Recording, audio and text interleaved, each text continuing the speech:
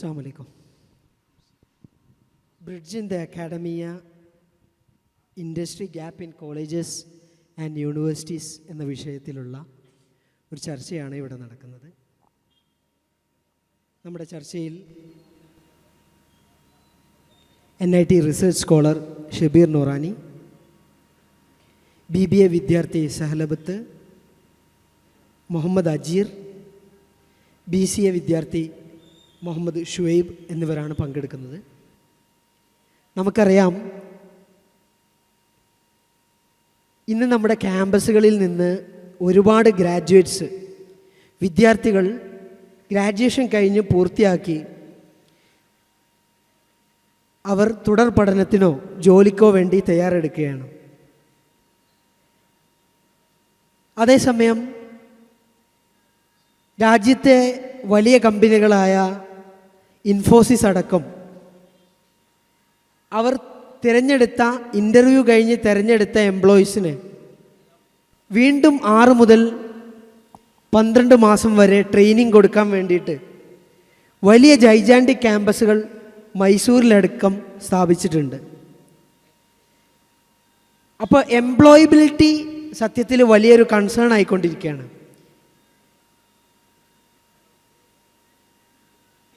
എന്തായിരിക്കും ഇതിൻ്റെ ഒരു ആക്ച്വൽ റീസൺ? നമുക്കിങ്ങനെ പ്രതികരിച്ചു പോവാം.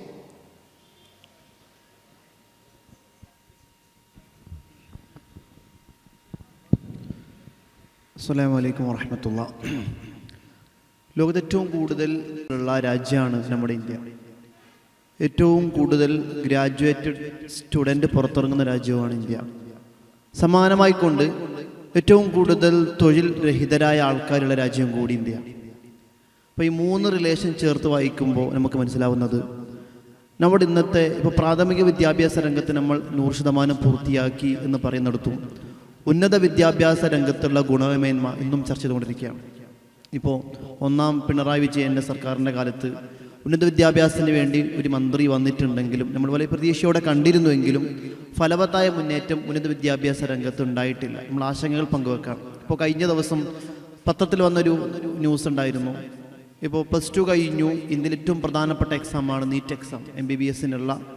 അതിൽ MBBS ഉന്നത ഗവൺമെൻറ് മെഡിക്കൽ കോളേജുകളിൽ നിന്നും 4.5 വർഷം തിയറിറ്റിക്കൽ പഠിച്ചു, 1 വർഷം പ്രാക്ടീസ് ചെയ്ത് പുറത്തിറങ്ങുന്ന ഒരു മെഡിക്കൽ സ്റ്റുഡൻറ്റിന് കിട്ടുന്ന സാലറി 30,000-ലും ചുവടെയാണ് എന്ന പഠനം പുറത്തു വരുന്നുണ്ട്. എന്ന് പറഞ്ഞാൽ ഇതിൽ ഏറ്റവും ഹയർ പോസ്റ്റിലുള്ള ഒരു ഗ്രാജുവേഷൻ കംപ്ലീറ്റ് ആക്കി പുറത്തിറങ്ങുന്ന വിദ്യാർത്ഥിക്ക് ഇന്ത്യയിൽ ലഭിക്കുന്ന പരമാവധി സാലറി 30,000 എന്ന് പറയുമ്പോൾ ബാക്കിയുള്ളതിനെ കുറിച്ച് നമ്മൾ ആലോചിക്കേണ്ടതുണ്ട്. അപ്പോൾ പറഞ്ഞാൽ ഇന്ത്യൻ ഗ്രാജുവേഷൻ തലത്തിൽ ഈ കോളേജ് വിദ്യാഭ്യാസത്തിൽ അല്ലെങ്കിൽ അതിൻ്റെ കരിക്കുലത്തിൽ എവിടെയോ ഒരു പ്രശ്നം നേരിടുന്നുണ്ട്. ഒന്നെങ്കിൽ അവരുടെ വിദ്യാഭ്യാസ രീതി പൊളിച്ചെഴുതേണ്ടതുണ്ട്, അല്ലെങ്കിൽ പഠിച്ചതിന് ശേഷം അവർക്ക് എന്തോ ഒരു സാധനം കൊടുക്കേണ്ടതുണ്ട്. ഈ ഒരു ആശങ്കയാണ് നമ്മുടെ മുമ്പിലേക്ക് ആദ്യമായി കടന്നു വരുന്നത്. നമുക്ക് ഗ്രാജുവേഷൻ തലത്തിൽ തന്നെ പഠിച്ചുകൊണ്ടിരിക്കുന്ന വിദ്യാർത്ഥികളുമായി ഇതുമായി സംവദിക്കാം. അസ്സലാമു അലൈക്കും. ഞാൻ പഠിക്കുന്നത് BBA സ്റ്റുഡൻ്റ് ആണ്, 3rd ഇയർ ആണ്. അപ്പോൾ എൻ്റെ പേഴ്സണൽ എക്സ്പീരിയൻസിൽ പറയുന്നത് ഏറ്റവും കൂടുതൽ ഞങ്ങൾ പഠിക്കുന്നത് തിയറീസ് ആണ്. ആസ് എ ബിസിനസ് സ്റ്റുഡൻസ് എന്ന രീതിയിൽ തിയറീസിനേക്കാൾ ഏറ്റവും കൂടുതൽ ഇമ്പോർട്ടൻ്റ് എന്ന് പറയുന്നത് പ്രാക്ടിക്കൽസ് ആണ്. ഫോർ എക്സാമ്പിൾ ആയിട്ട് എടുക്കുന്നുണ്ടെങ്കിൽ ഇപ്പോൾ മാർക്കറ്റിംഗ് തന്നെ എടുക്കാം. മാർക്കറ്റിൻ്റെ ഡെഫിനിഷൻ എന്ന് പറയുന്നത് വെച്ചെങ്കിൽ, അതായത് കൺസ്യൂമറിൻ്റെ നീഡ്സ് അറിഞ്ഞിട്ട് ഒരു പ്രോഫിറ്റബിൾ റൈറ്റ് വെച്ചിട്ട് ആ ഒരു കൺസ്യൂമറിൻ്റെ നീഡിനെ സോൾവ് ചെയ്ത് കൊടുക്കുന്നതാണ് മാർക്കറ്റിംഗ്. അല്ലെങ്കിൽ അദ്ദേഹത്തിന്, അതായത് ആ കൺസ്യൂമർക്ക് ആ ഒരു പ്രൊഡക്റ്റ് എത്തിച്ചു കൊടുക്കുന്നതാണ് മാർക്കറ്റിംഗ്. ഇതൊരു തിയറി ആയിട്ട് പഠിച്ചിട്ട് വല്ല കാര്യമുണ്ടോ? ഇല്ല. മാർക്കറ്റിൽ ഉപയോഗിക്കുന്ന പ്രാക്ടിക്കലാണ്. ഈ ഒരു മാർക്കറ്റിംഗ് എങ്ങനെയാണ് മാർക്കറ്റ് ചെയ്യുക എന്ന രീതിയിൽ സ്റ്റുഡൻസിന് പറഞ്ഞു കൊടുക്കുന്നതാണ് ഓരോരോ കോളേജും എക്സ്പെഷ്യലി യൂണിവേഴ്സിറ്റീസും തീരുമാനിക്കണം. സിലബസിലെല്ലാം പ്രാക്ടിക്കലി നല്ലോണം കൂട്ടണം.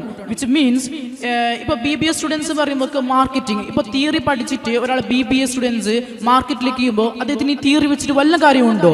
ഈ തിയറി വെച്ചിട്ട് മാർക്കറ്റിംഗ് ചെയ്യാൻ പറ്റുമോ? പറ്റില്ല.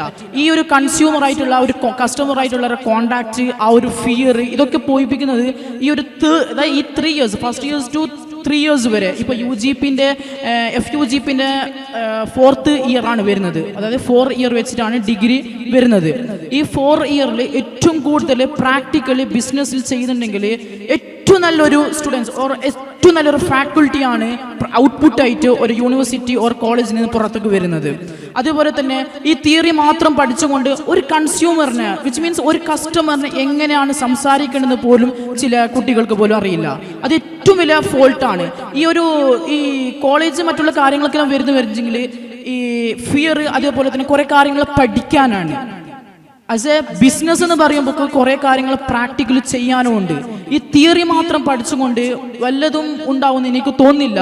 പിന്നെ അതേപോലെ തന്നെ ഏറ്റവും കൂടുതൽ ഇപ്പം ഞങ്ങൾ കോളേജിലായാലും തന്നെ ഏറ്റവും കൂടുതൽ നമ്മൾ പ്രാക്ടിക്കലാണ് സേഴ്സ് ആണെങ്കിലും അതേപോലെ ടീച്ചേഴ്സിനോട് സജസ്റ്റ് ചെയ്യുന്നത്. ഈ പറഞ്ഞ കാര്യങ്ങൾ നമുക്ക് പ്രാക്ടിക്കലായി ചെയ്ത് തരൂ, അല്ലെങ്കിൽ നമുക്ക് കൂടുതൽ കാര്യങ്ങൾ അറിയാം. അതേപോലെ തന്നെ ഇപ്പോൾ നമ്മൾ പഠിക്കുമ്പോൾ പറയും എപ്പോഴും എഴുതിക്കൊണ്ട് പഠിക്കണം എന്നാണ്. ഈ എഴുത്ത് എന്ന് പറയുന്നത് ഇറ്റ്സ് എ പ്രാക്ടിക്കലാണ്. ഈ പ്രാക്ടിക്കൽ എന്ന് പറഞ്ഞ ഒരു എഴുത്ത് കൊണ്ട് നമ്മളെ ബ്രെയിൻ അത് സ്റ്റോർ ചെയ്യും. വെറുതെ വായിച്ചുകൊണ്ട് ഒന്നും സ്റ്റോർ ചെയ്യില്ല. ഈ പ്രാക്ടിക്കൽ ചെയ്യുമ്പോൾ അവിടെ ഒരു സ്റ്റോർ ചെയ്യുന്നുണ്ട്, വിച്ച് മീൻസ് നമുക്ക് എപ്പോഴും ഓർമ്മയുണ്ടാകും. അതുപോലെ തന്നെയാണ് ഈ തിയറീസിനേക്കാൾ കൂടുതൽ പ്രാക്ടിക്കൽ സിലബസ് ഇൻവോൾവ് ചെയ്യുന്നത്ര ഏറ്റവും നല്ലൊരു ഔട്ട്പുട്ട് കേരളത്തിലേക്ക് വരുന്നതാണ്. ഇപ്പോൾ ഉദാഹരണം പറയുന്നത് തന്നെ, ഇപ്പോൾ കൂടുതൽ പഠിക്കാൻ വേണ്ടിയിട്ട് പുറത്തേക്കാണ് പോകുന്നത്.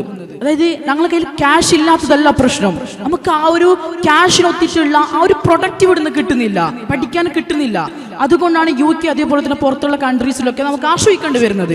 ഈ ഒരു സംഭവം തന്നെ നമ്മൾ കേരളത്തിലേക്ക് കൊണ്ടുവന്നിട്ടുണ്ടെങ്കിൽ നമുക്ക് പുറത്ത് ആശ്രയിക്കേണ്ട ആവശ്യമില്ല. അവിടെ പോയി ചെലവാക്കുന്ന പൈസ ഈ കേരളത്തിലേക്ക് തന്നെ കിട്ടുന്നതാണ്. അപ്പൊ കേരളത്തിന് ഒന്നും കൂടി വളർച്ച വരികയാണ്. അപ്പൊ അതേപോലെ തന്നെ നമുക്ക് ഈ പ്രാക്ടിക്കൽ കാര്യങ്ങളൊക്കെ ഈ സിലബസിൽ ഉൾപ്പെടുത്തണമെന്നാണ് ആസ് എ BBA സ്റ്റുഡൻസ് എന്ന നിലയിൽ എനിക്ക് വളരെ വ്യക്തമായിട്ട് പറയാനുള്ളത്.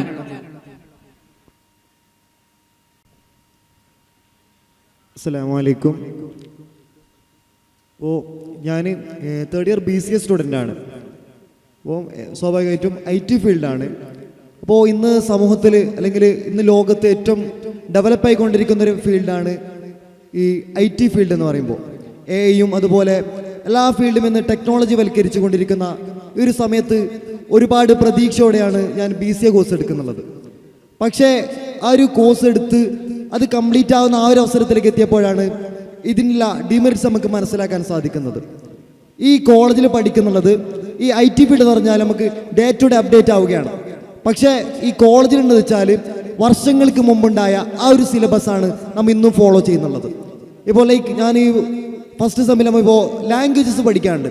ഈ പ്രോഗ്രാമിംഗ് ലാംഗ്വേജ് പഠിക്കുമ്പോൾ CPP, ജാവ, പൈത്തൺ ഇങ്ങനെ ഓരോ ലാംഗ്വേജസ് എന്താണ് ചെറുതായി ഒന്ന് തൊട്ട് നോക്കുകയാണ് ചെയ്യുന്നുള്ളത്. മറിച്ചിട്ട് ഒരു ഇൻഡസ്ട്രിക്ക് ഇറങ്ങുമ്പോൾ ഏത് ലാംഗ്വേജ് ആണ് ഏറ്റവും കൂടുതൽ ഇമ്പോർട്ടൻറ്റ്, അല്ലെങ്കിൽ അതിൽ എത്രത്തോളം അറിവ് വേണം എന്ന രീതിയിൽ ഒരിക്കലും ഒരു കോളേജും ചിന്തിക്കുന്നില്ല, അതിന് വേണ്ട സിലബസുകൾ ഒരുക്കുന്നില്ല എന്നുള്ള വളരെ ദുഃഖകരമായ കാര്യമാണ്. കാരണം കോളേജിൽ ഗ്രാജുവേഷനും നല്ല റാങ്കും നല്ല മാർക്കൊക്കെ നേടിയിട്ട് ഒരു ഇൻഡസ്ട്രിക്ക് ഇറങ്ങുമ്പോൾ അവിടെ നമുക്ക് കാണാൻ സാധിക്കുന്നത് വളരെ എക്സ്പേർട്ടായ സ്കില്ലഡ് ആയിട്ടുള്ള ആൾക്കാരാണ് ഇൻഡസ്ട്രിക്ക് വേണ്ടത്. പക്ഷെ നമുക്ക് എന്താണുള്ളത്, കുറേ പ്രാക്ടിക്കൽ തിയറി നോളജും അതുപോലെ ഈ പ്രോഗ്രാമിനെ പറ്റിയിട്ടുള്ള ഈ ലാംഗ്വേജിനെ പറ്റിയിട്ടുള്ള ചെറിയൊരു നോളജ് മാത്രമാണ് നമുക്ക് ലഭിക്കുന്നുള്ളത്. അപ്പോൾ സ്വാഭാവികമായിട്ടും എന്താണ് നമ്മൾ കോഴ്സുകൾ എടുക്കേണ്ടി വരുന്നുണ്ട്.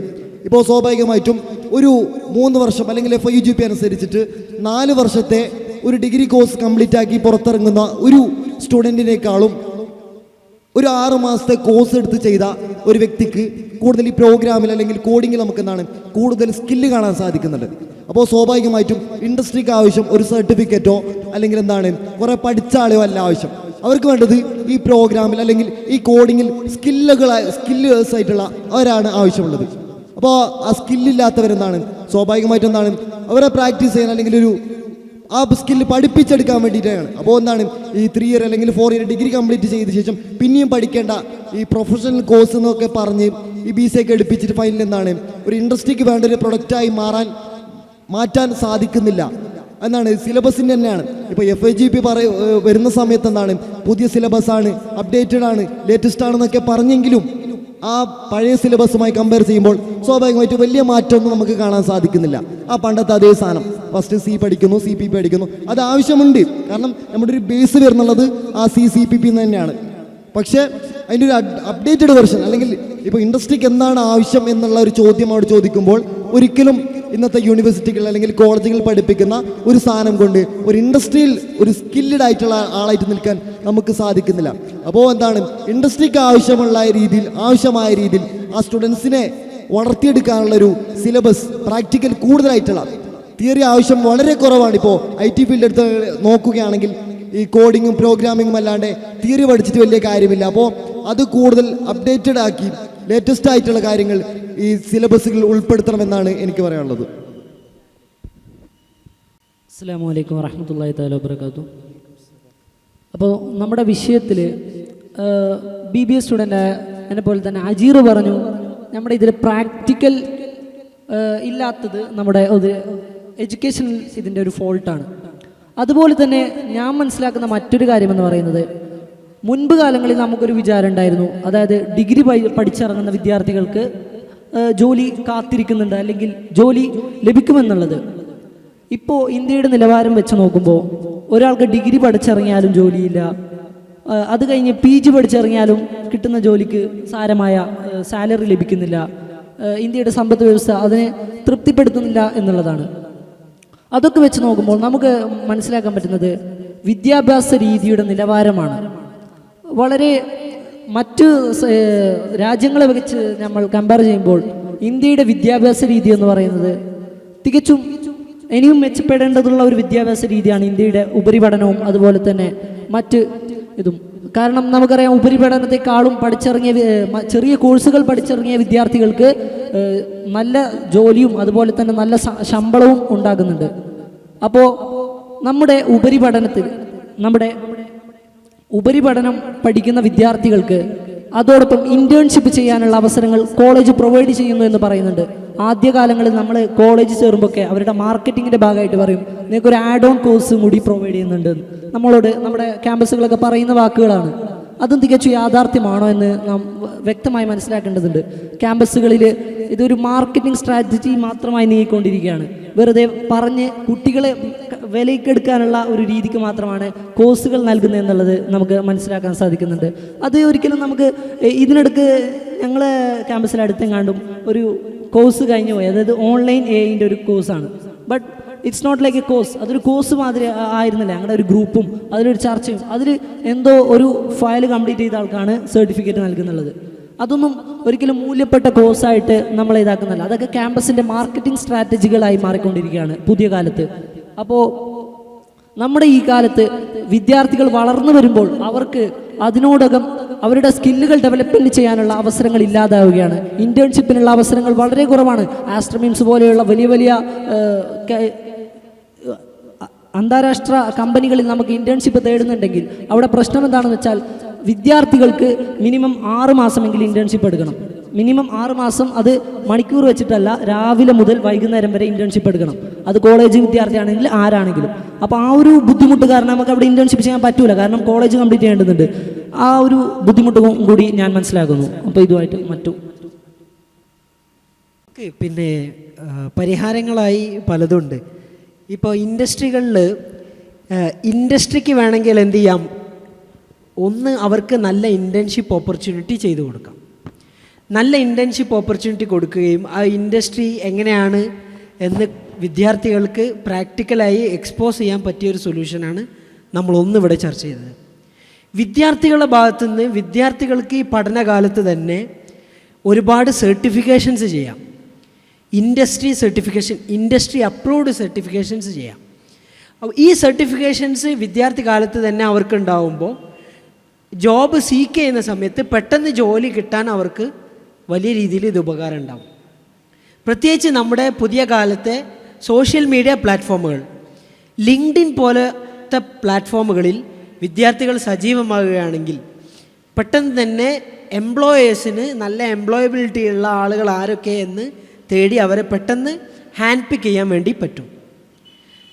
മറ്റൊന്ന്, നമുക്ക് നമ്മുടെ വിദ്യാർത്ഥികളുമായി നമ്മുടെ കോളേജിലും യൂണിവേഴ്സിറ്റികളിലും ഇൻഡസ്ട്രി എക്സ്പേർട്സ് ഇത്തരം സെഷൻ എടുക്കാനും മറ്റൊക്കെ കോളേജിലേക്ക് വരികയാണെങ്കിൽ ചില സെഷൻസും മറ്റൊക്കെ പ്രൊഫസർമാരെ കൂടെ ഗസ്റ്റ് ഫാക്കൽറ്റികളായി ഇൻഡസ്ട്രി എക്സ്പേർട്സ് വരികയാണെങ്കിൽ നല്ലൊരു എക്സ്പോഷർ വിദ്യാർത്ഥികൾ കിട്ടും.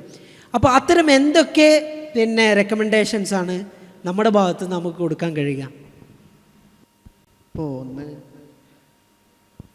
ഈ പറഞ്ഞ ആശങ്കകൾ, ഒന്ന് ഇവർ റൈറ്റ് പാത്ത് മനസ്സിലാക്കി എന്നുള്ളത് വെരി ഗുഡാണ്. അതായത് ക്യാമ്പസ് പഠിക്കുന്ന വിദ്യാർത്ഥികൾ നിങ്ങളൊരു ട്രാപ്പിലാണ് എന്നുള്ള തിരിച്ചറിവ് പല വിദ്യാർത്ഥികൾക്കും ക്യാമ്പസ് ലൈഫ് കഴിഞ്ഞതിന് ശേഷം വർഷങ്ങൾക്ക് ശേഷമാണ് ഇത് ബോധ്യപ്പെടുന്നത്. അപ്പോൾ ഇതിനുള്ള പരിഹാരം എന്ന് പറഞ്ഞാൽ, ഒന്ന് ഇപ്പം ആദ്യം പറഞ്ഞു, ആദ്യം 1-2 വർഷം സ്വാഭാവികമായിട്ട് നമ്മൾ തിയറിറ്റിക്കൽ പാർട്ട് പഠിക്കണം. കാരണം ഏത് പ്രാക്ടിക്കൽ വശത്തിൻ്റെയും ഫൗണ്ടേഷൻ എന്ന് പറഞ്ഞാൽ തിയറിയാണ്. നമ്മൾ സയൻസിലൊക്കെ പറയുന്ന സമയത്ത് സയൻസ് എഞ്ചിനീയറിംഗ് ടെക്നോളജി എന്ന സയൻസ് തിയറിയാണ്, തിയറി വെച്ച് ഡെവലപ്പ് ചെയ്യുന്ന പാത്താണ് എഞ്ചിനീയറിംഗ്, അതിൻ്റെ ബൈ പ്രൊഡക്റ്റാണ് ടെക്നോളജി എന്ന് പറഞ്ഞാൽ. ഇപ്പം എല്ലാത്തിൻ്റെയും ബേസ് ഒരു തിയറി ഫോമിൽ നമ്മൾ പഠിക്കേണ്ടതുണ്ട്. മാത്രമല്ല, ഇപ്പോൾ 6 മാസം ഒരു ചെറിയ ഡിപ്ലോമ കോഴ്സ് ചെയ്ത് പോകുന്നൊരു കുട്ടികൾക്ക് അവൻ്റെ തിയറി വെച്ചിട്ട് പുതിയ സാധനം ഡെവലപ്പ് ചെയ്യാനുള്ള സ്കിൽ ഉണ്ടാവില്ല. അത് ഈ ക്യാമ്പസിൽ പഠിച്ച് പോയ തിയറി പഠിച്ച വിദ്യാർത്ഥികൾക്ക് കാലോചിതമായിട്ടുള്ള അപ്ഡേഷൻ പോസിബിൾ ആയിട്ടുള്ളൂ. അപ്പോൾ നിലവിൽ ക്യാമ്പസിൻ്റെ സാഹചര്യം ഇങ്ങനെയാണെങ്കിലും ഇപ്പോൾ ഒരു പ്രധാനപ്പെട്ട ഒരു പരിഹാരം 2 രീതിയിൽ നമുക്ക് പറയാം. ഒന്ന്, പിന്നീട് ഒരുപാട് പ്രീമിയം ഇൻസ്റ്റിറ്റ്യൂട്ടുകളുണ്ട്, IIT-കൾ, NIT-കൾ. ഇപ്പോൾ നിങ്ങൾ MBA നോക്കുന്ന സമയത്ത് നിങ്ങൾ കേട്ടിട്ടുണ്ടാവും, കാറ്റ് എക്സാം എഴുതുമ്പോൾ എത്താൻ പറ്റുന്ന ഇടങ്ങളാണ് IIM-കൾ. ഇപ്പോൾ കാലിക്കറ്റ് IIM ഒക്കെ ഉണ്ട്. അപ്പോൾ അവിടെയുള്ള രീതി എന്ന് പറഞ്ഞാൽ നമ്മൾ സ്വപ്നം കാണുന്ന രീതിയിലുള്ള ഏറെക്കുറെ അതുപോലുള്ള എഡ്യൂക്കേഷൻ രീതിയാണ്. ഇപ്പോൾ രാവിലെ മുതൽ ഉച്ച വരെ അയാൾ തിയറിറ്റിക്കൽ ക്ലാസ് ഇരിക്കുന്നു, ഉച്ചയ്ക്ക് അയാൾക്ക് ഫ്രീ ലാബാണ്, അയാൾക്ക് എന്താ ചെയ്യുക, പഠിച്ച കാര്യങ്ങൾ അവിടെ പ്രാക്ടിക്കലായി ചെയ്യാനുള്ള സ്കില്ലുണ്ടാവും. അപ്പം അങ്ങനെ സ്വാഭാവികമായിട്ടും ഇത്രയും പ്രീമിയം ഇൻസ്റ്റിറ്റ്യൂട്ടിൽ നിന്ന് പുറത്തിറങ്ങുന്ന വിദ്യാർത്ഥികൾക്ക് ഡിമാൻഡ് കൂടുതലാണ്. നിങ്ങൾ ഓരോ ഇൻസ്റ്റിറ്റ്യൂട്ടിൻ്റെയും പ്ലേസ്മെൻറ്റ് ലിസ്റ്റ് എടുത്ത് നോക്കുകയാണെങ്കിൽ സാധാരണ ഗവൺമെൻറ് കോളേജിൻ്റെയും ഇത്തരം പ്രീമിയം ഇൻസ്റ്റിറ്റ്യൂട്ടിൻ്റെയും പ്ലേസ്മെൻറ്റ് ലെവലിലും പാക്കേജ് സ്കെയിലും വലിയ വ്യത്യാസം വരുന്നുണ്ട്. എന്തുകൊണ്ട്? അത്രയും പ്രാക്ടീസായി വിദ്യാർത്ഥികൾ അവിടെ നിന്ന് പുറത്തിറങ്ങുന്നുള്ളതാണ്. അപ്പം എല്ലാ കുട്ടികൾക്കും അവിടെ അഡ്മിഷൻ നേടുക എന്നുള്ളത് പോസിബിൾ അല്ല, നമുക്കറിയാം. അപ്പം അങ്ങനെയുള്ള വിദ്യാർത്ഥി ചെയ്യാൻ പറ്റുന്നത് ഇത്രയും ഇൻസ്റ്റിറ്റ്യൂട്ടുകൾ പ്രൊവൈഡ് ചെയ്യുന്ന ഇൻറ്റേൺഷിപ്പ് പ്രോഗ്രാമുകൾ ഉണ്ടാവും. ഇപ്പം നമ്മൾ വെക്കേഷൻ വരുന്ന 2 മാസങ്ങളുണ്ടാവും, അവർ അവിടെ പോയിട്ട് ഇൻറ്റേൺഷിപ്പ് ചെയ്യുക. അതോടൊപ്പം അവരുമായി കൊലാബറേഷനുള്ള ഇൻഡസ്ട്രിയിൽ പോയി, പിന്നെ മുസ സാറ് പറഞ്ഞതുപോലെ അതുപോലെ ഇൻഡസ്ട്രികളിൽ പോയി 2 മാസം വർക്ക് ചെയ്യലോടുകൂടി നിങ്ങൾ എന്ത് ചെയ്യുന്നു, ആ കമ്പനിയുടെ ഒരു ബ്രിഡ്ജ് ഉണ്ടാവുന്നു. ആ 2 മാസം കൊണ്ട് തന്നെ നിങ്ങളുടെ മാക്സിമം സ്കിൽ അവിടെ ഉപയോഗപ്പെടുത്തുകയാണെങ്കിൽ നിങ്ങളെക്കുറിച്ച് അവർ തിരിച്ചറിയുകയും നിങ്ങൾക്ക് പ്രീ പ്ലേസ്മെൻറ്റിനുള്ള പിന്നെ ഓപ്പർച്യൂണിറ്റി തരികയും ചെയ്യുന്നു. അപ്പം അത്രയും അവസരങ്ങൾ ഉപയോഗപ്പെടുത്തുക. അതുമായുള്ള ചർച്ചകൾ മുമ്പോട്ട് പോകട്ടെ എന്ന് വിചാരിക്കുന്നു. ഓക്കെ, അതേപോലെ തന്നെ ഈ തിയറീസ് കാര്യങ്ങളൊക്കെ പഠിക്കാൻ വേണ്ടിയിട്ട് പറയുന്നത് വളരെ ശരിയാണ്. ഏറ്റവും കൂടുതൽ തിയറീസ് പഠിക്കുന്നതും നല്ലതാണ്. അതേപോലെ തന്നെ ഈ ലിങ്ക്ഡിനെ പറ്റിച്ച് ഒരു വിദ്യാർത്ഥി അറിയുന്ന വെച്ചെങ്കിൽ അദ്ദേഹത്തിൻ്റെ 3rd ഇയറിലേക്ക് എത്തിയിട്ടാണ്. ഓൾമോസ്റ്റ് ഏജ് എന്ന് പറയുന്നത് 22-23 വയസ്സിനടുത്ത് എത്തുന്നത്. ഇത് ഫസ്റ്റ്, അതായത് ലിങ്ക്ഡിൻ എങ്ങനെ ഉപയോഗിക്കണം, എങ്ങനെ അതിൽ നമ്മളെ പ്രൊഫഷണൽ ആഡ് ചെയ്യണം എന്ന കാര്യങ്ങളൊക്കെ ഒരു ഫസ്റ്റ് ഇയറിൽ നിന്ന് തന്നെ ഒരു കുട്ടിക്ക് പഠിപ്പിക്കുന്നുണ്ടെങ്കിൽ, എക്സ്പെഷ്യലി ഇൻ ദി മോഡേൺ വേൾഡിൽ ഈ സോഷ്യൽ മീഡിയ എന്ന് പറഞ്ഞാൽ അത്ര വലിയ തെറ്റായിട്ടുള്ള കാര്യങ്ങളൊന്നും അല്ലല്ലോ. അപ്പോൾ ഈ ലിങ്ക്ഡിൻ കാര്യങ്ങളൊക്കെ പഠിപ്പിക്കുന്നതും കൂടി ഉണ്ടെങ്കിൽ എങ്ങനെ നമുക്ക് അതിൽ ഞങ്ങളെ പ്രൊഫഷൻ, ഞങ്ങളെ പേഴ്സണൽ ഇത് കാര്യങ്ങളൊക്കെ എങ്ങനെ ആഡ് ചെയ്യാം എന്നുള്ള കാര്യങ്ങളൊക്കെ ഈ ഒരു കോളേജിൽ നിന്ന് തന്നെ പഠിപ്പിക്കുന്നു. ഇത് എന്നെ സംബന്ധിച്ച് നോക്കുമ്പോൾ ഞാൻ ഈ ലിങ്ക്ഡിനെ പറ്റി അറിയുന്നതും എൻ്റെ സുഹൃത്ത് അറിയുന്നതും ഒക്കെ ഒരു ഇൻറ്റേൺഷിപ്പ് ചെയ്യാൻ പോയിട്ട് നമുക്ക് അവിടുത്തെ HR പറഞ്ഞാണ്, ഇങ്ങനെ ലിങ്ക്ഡിൻ ഓപ്പൺ ആക്കി ഒരു അക്കൗണ്ട് ക്രിയേറ്റ് എല്ലാം അപ്ഡേറ്റ് ചെയ്യും. അപ്പോൾ ഇത് ഡിഗ്രി കഴിഞ്ഞിട്ട് വരുമ്പോൾ വളരെ രീതിയിൽ നിങ്ങൾക്ക് ഉപകാരപ്പെടും എന്ന രീതിയിൽ അറിയുന്നത് ഒരു ഇൻറ്റേൺഷിപ്പിൽ പോയ ശേഷമാണ്. ഇത് എന്തുകൊണ്ട് യൂണിവേഴ്സിറ്റി ഓർ കോളേജിൽ നമുക്ക് കിട്ടുന്നില്ല? ഈ ഇവിടെ എന്ന് പറയുന്നത് ഏറ്റവും കൂടുതൽ ഔട്ട്പുട്ട് കിട്ടുന്ന, അതായത് ഇന്ത്യയിൽ വെച്ചിട്ട് ഏറ്റവും കൂടുതൽ എഡ്യൂക്കേറ്റഡ് സ്റ്റേറ്റ് എന്ന് പറയുന്നത് കേരളം എന്നാണ്. ഈ കേരളത്തിലെ വിദ്യാഭ്യാസം നമ്മൾ ഇങ്ങനെയാണെങ്കിൽ പുറത്തുള്ളത്, അതായത് ഈ കേരളത്തിന് പുറത്തുള്ളത് വളരെ ദൗർഭാഗ്യമായിരിക്കും, ഇതിനേക്കാൾ മോശമായിരിക്കും എന്നാണ് എനിക്ക് തോന്നുന്നത്.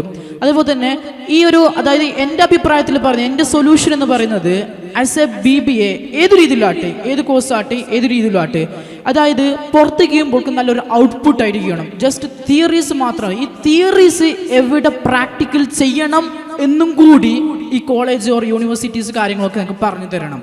ഈ ഉദാഹരണം പറയുന്നുണ്ടെങ്കിൽ എങ്ങനത്തെ കൺസ്യൂമറിനോട് എങ്ങനെ സംസാരിക്കണം, എങ്ങനത്തെ പ്രൊഡക്റ്റ്, ലക്ഷറസ് പ്രൊഡക്റ്റ് ആർക്ക് വിൽക്കണം, ലക്ഷറസ് പ്രൊഡക്റ്റ് എങ്ങനെ വിൽക്കണം എന്ന കാര്യങ്ങളൊക്കെ പ്രാക്ടിക്കലായിട്ട് പഠിപ്പിച്ച് തരുന്നുണ്ടെങ്കിൽ വളരെ കൂടുതൽ, അതായത് ഇവിടെ കേരളത്തിൽ തന്നെ ഏറ്റവും നല്ല ബിസിനസ് കാര്യങ്ങളൊക്കെ നടക്കും, ഏറ്റവും നല്ല ഓൺട്രപ്രണർ കൂടുതലുണ്ടാവും. കാരണം എന്ന് വെച്ചാൽ ബിസിനസ് അറിഞ്ഞിട്ടുള്ള കുറേ ഔട്ട്പുട്ട് ഉണ്ടാവും. അതായത് കേരളത്തിൻ്റെ, ഇന്ത്യയിലെ പുറത്തൊഴുകുന്ന ഫണ്ട് കാര്യങ്ങളൊക്കെ കേരളത്തിൽ തന്നെ പഠിക്കാൻ വേണ്ടിയിട്ട് ചെലവഴിക്കും. അത് ഏറ്റവും കൂടുതൽ കേരളത്തിൻ്റെ ഗ്രോത്തിനും കൂടി ഇമ്പ്രൂവ് ചെയ്യുന്ന ഒരു കാര്യം കൂടിയാണ്. അതേപോലെ തന്നെ പ്രാക്ടിക്കൽ എന്ന് പറയുമ്പോൾ ഉദാഹരണം എടുക്കുന്ന നമ്മൾ ഫുട്ബോൾ എടുക്കാം. ഈ ഫുട്ബോളിൽ കോച്ച് പഠിപ്പിക്കുന്നത് അതായത് ഫോർമേഷൻ ചേഞ്ച് ചെയ്തുകൊണ്ടിരിക്കും. അതായത് പറഞ്ഞു തരും. അതായത് നമുക്ക് കാണുന്നതാണ്. ഇപ്പോൾ ഫിഫ വേൾഡ് കപ്പ് നടക്കുമ്പോൾ തന്നെ നമുക്ക് ഉദാഹരണമായിട്ട് ജപ്പാൻ്റെ കോച്ചിനെ എടുക്കാം. ജപ്പാൻ്റെ കോച്ച് നോക്കിയിട്ട് പറയും, ഇത് കാണിച്ചു കൊടുക്കും, ബോർഡിൽ കാണിച്ചു കൊടുക്കും, ഇന്ന് ചെയ്യ് ജസ്റ്റ് തിയറി മാത്രം അവർക്ക് പറയുന്നത്. ഈട് വരും, ഈടെ പോകണം അങ്ങനെ മാത്രമായിട്ടുണ്ടെങ്കിൽ പ്ലേയേഴ്സിനൊന്നും അറിയില്ല. ഇതവർക്ക് മുമ്പേ കൂട്ടി പ്രാക്ടിക്കൽ വിച്ച് മീൻസ് ട്രെയിനിങ്ങിലൂടെ അറിയിച്ചു കൊടുത്തു എങ്ങനെയാണ് ഈ പറയുന്ന തിയറീസ് എങ്ങനെയാണ് പ്രാക്ടിക്കൽ ചെയ്യേണ്ടതെന്ന്.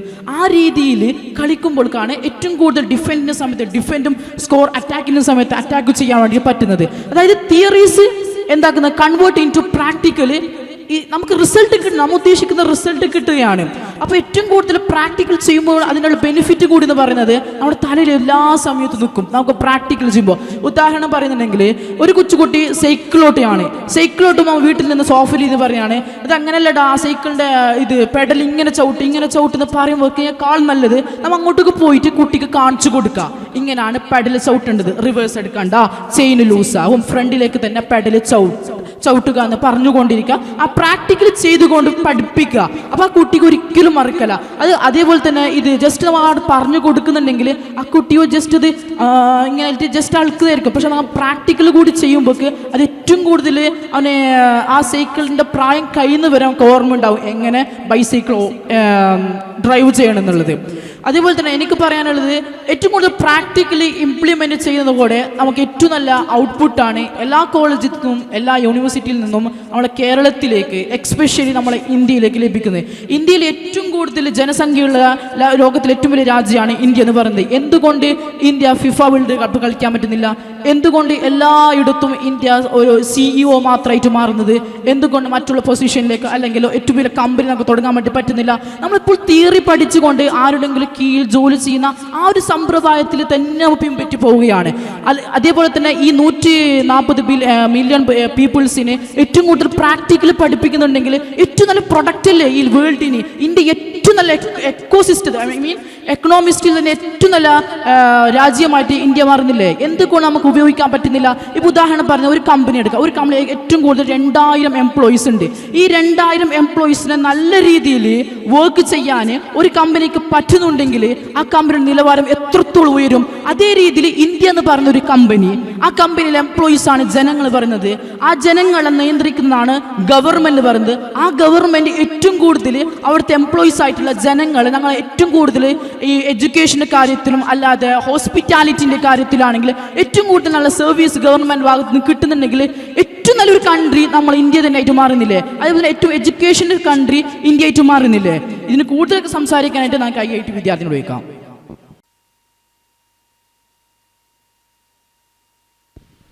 അതെ, ആ പറഞ്ഞതിൽ തന്നെയാണ് ഈ പ്രാക്ടിക്കലിൻ്റെ അഭാവമാണ് നമുക്ക് കാണാൻ സാധിക്കുന്നുള്ളത് ഈ യൂണിവേഴ്സിറ്റി സിലബസ് ഫോളോ ചെയ്യുമ്പോൾ. പ്രത്യേകിച്ചും ഈ IT ഫീൽഡ് നമ്മൾ നോക്കുകയാണെങ്കിൽ ഇല്ലേ, ഇപ്പോൾ 6 മാസത്തെ കോഴ്സ് ആ കാര്യം പറഞ്ഞില്ലേ. അപ്പോൾ എൻ്റെ സുഹൃത്തുണ്ടായിരുന്നു, അവന് +2 കഴിഞ്ഞ ശേഷം എന്താണ് ഒരു കോഴ്സ് എടുത്ത് ശേഷം ആ കോഴ്സ് കംപ്ലീറ്റ് ആക്കി അവർ തന്നെ ഒരു ഇൻ്റർവ്യൂ പ്രൊവൈഡ് ചെയ്ത് ദെൻ അവന് ജോബ് കിട്ടി. ദെൻ ആ ജോബിൽ ഡെവലപ്പ് ചെയ്ത് ഫൈനലി എന്താണ് സ്വന്തം ഒരു ബ്രാൻഡ് തുടങ്ങി.